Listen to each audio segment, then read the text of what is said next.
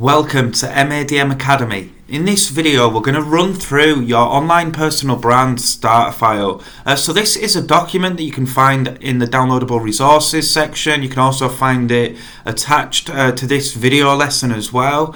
And what this document is going to do is it's going to give you clarity for when it comes time to start promoting yourself and networking online. So we're going to run through the questions on here and give you some example answers that are going to help you understand how you can fill in this online personal brand starter file for yourself. So whether you're an employee, whether you're a self-employed, sole trader, freelancer, or even if you have your own business that has its own existing digital marketing strategy, what this is going to do is allow you to actually look at yourself and how you can actually promote yourself as a strong brand online. So I'm going to just make this a bit bigger and easier for us to see, so we can all see what's going on a little bit easier here. So firstly, in the first box, you're actually going to write down who you are and what it is that you do. So a graphic designer might want to write a couple of points about the experience that they've got, the previous work that they've done. So maybe you could say that I'm an aspiring, or I'm a graphic designer with experience of using Illustrator, Photoshop, the Adobe Suite. And what do I want to do? I want to help small businesses, have better graphics, images, illustrations, so that they can sell more of their services and products, something like that. So really, you're identifying what it is that you do, and really trying to be quite specific with this as well. So just a little note to make here: you might decide that you want to print this off and fill it in, or open it on a site like Canva and actually type in your answers. You might also want to actually just use this document as a reference sheet if you're going to do longer answers, or if you want to do some like scribbles or note taking or little illustrations, and feel free to use this as a reference document. But what I would do is I would always come back to this, and even if you actually do longer answers elsewhere, I would still fill in shorter answers here. There's going to be 10 questions for you to fill in. And if you can all fit it into one A4 page, you're going to have this to come back to and refer to time and time again. So if you find that you're struggling to initially run through this and fit it all into these boxes, that's fine. Go away or use a notebook and write it in more detail, but try and strip that back as much as possible so that your answers do eventually fit into these boxes. You just need a sentence or a few little bullet points in each one. You just want to make it simple. So who are you and what do you do? Maybe you are a local landscape gardener. That's what you want to do. Just make it clear. Let's get into the swing of things. What do you want to do? Try and be a little bit more specific in terms of landscape gardening. Maybe write down the particular type of gardens that you want to work with. Do you want to do huge landscape projects, or do you want to do mainly landscaping and gardening for smaller gardens? Just be a little bit more specific. If you run a company, maybe think about how you're going to position yourself online. You could be somebody that runs 4 or 5 businesses, but how are you actually going to brand yourself online? Are you going to actually brand yourself as like a serial entrepreneur that is known primarily as somebody that runs multiple businesses, or do you want to really focus on one particular area? So really we're just identifying, let's keep it simple. What is it and what do you do? Then the next question is, why does it matter? So why does it matter? If you weren't doing what you were doing, how would that have an impact? So that's one way of looking at it. What is it that you want to offer, and why does that matter? An example for this would be that in the previous box that you've put that you want to be like a very high-end landscape gardener that only really works on big budget projects. And why does that matter? Maybe you found like a particular area for opportunity that in your particular area there's lots and lots of small gardening services, but there's no real high-end, high-value gardening services. So why does it matter? Because people in your area you've identified need a service like this. So it matters because there's people within your area that really do need this service. So what are your services? What are you offering? If you're an employee, what skills do you have that you can offer? This is just further clarification, and each step helps us get a much better understanding of the core of our brand, what we can start networking and promoting ourselves online and offering as either a service or a set of skills.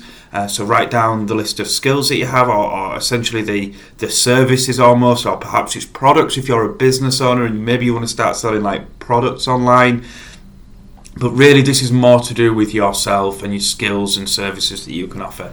So think about your ideal customers, your ideal clients or ideal employers. Who are they?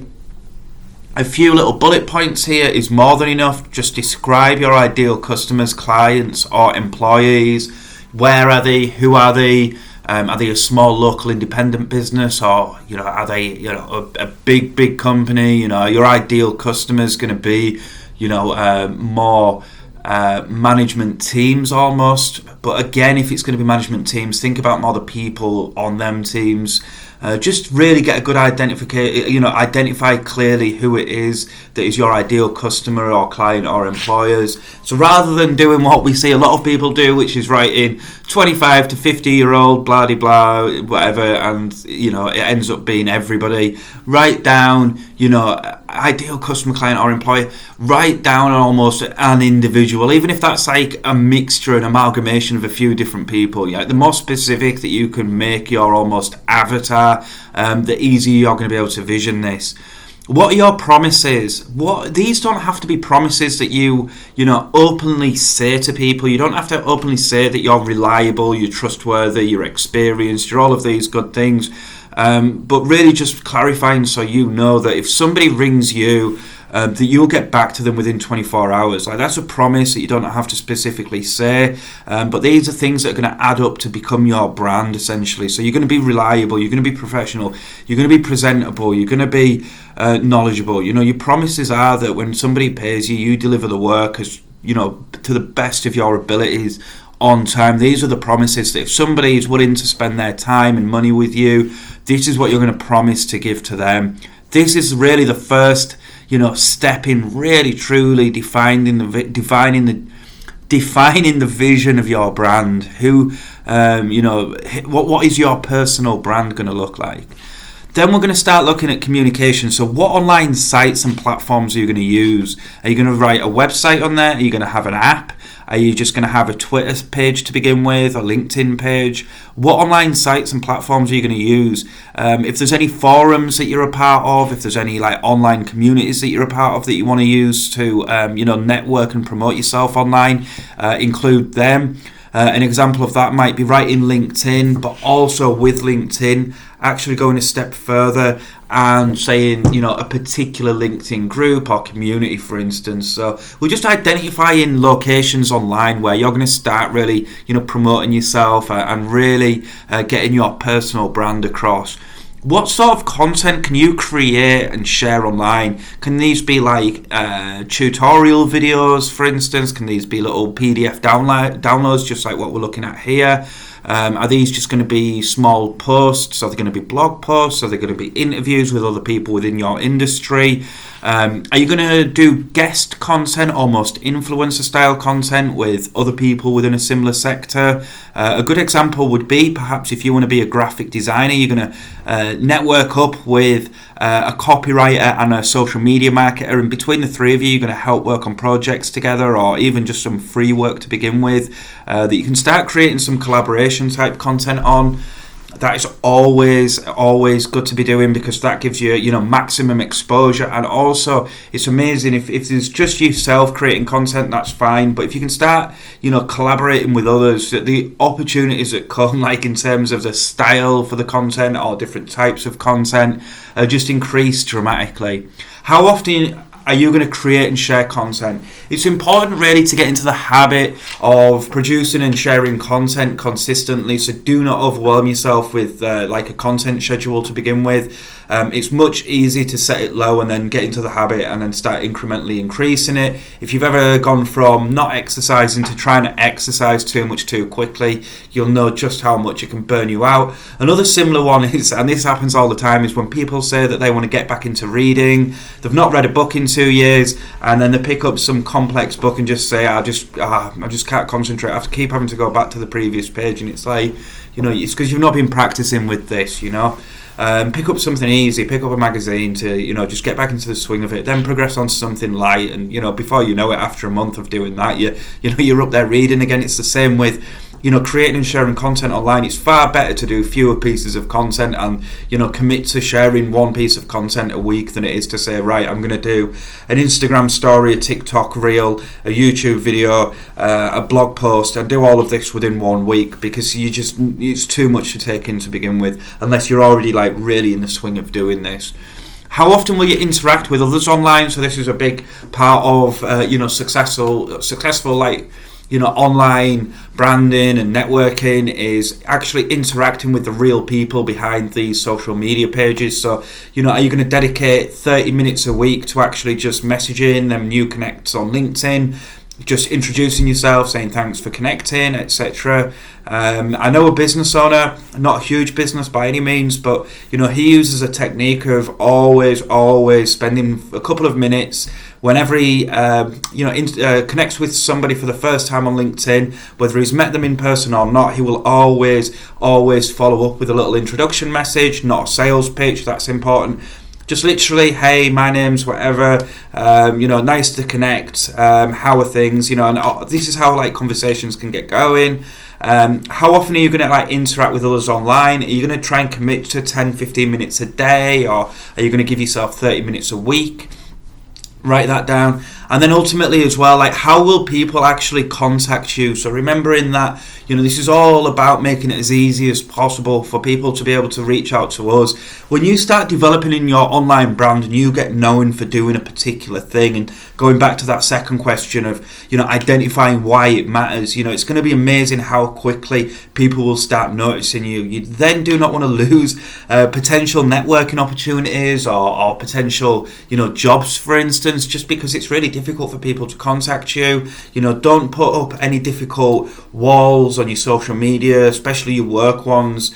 If you want to make it easy for people to contact you, just make it clear and simple that if somebody wants to contact you, how are they going to do it? And then write in the different ways of the different methods people can use to contact you for the first time.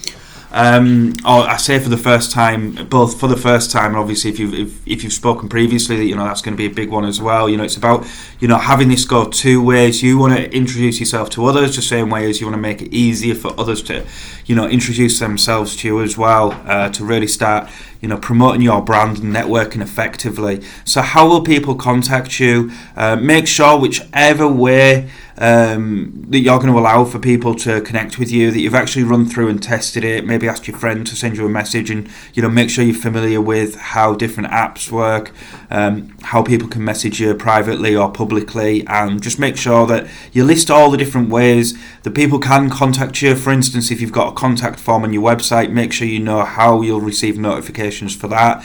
Very, very easy. We're living in, a time where we do so many different things in a single day that it's so easy to overlook obvious things. Are you actually going to check your spam folder on your email account every week just to make sure that somebody might have emailed you and it could well have gone to the spam folder? Are you making sure that contact form on your website is still working and your notifications working properly? Are your notifications working on the social media platforms that you're not using as much, for instance? We're just being as diligent as possible here to prevent any kind of a situation where somebody might be messaging you and you're just going to not even see that they've done so.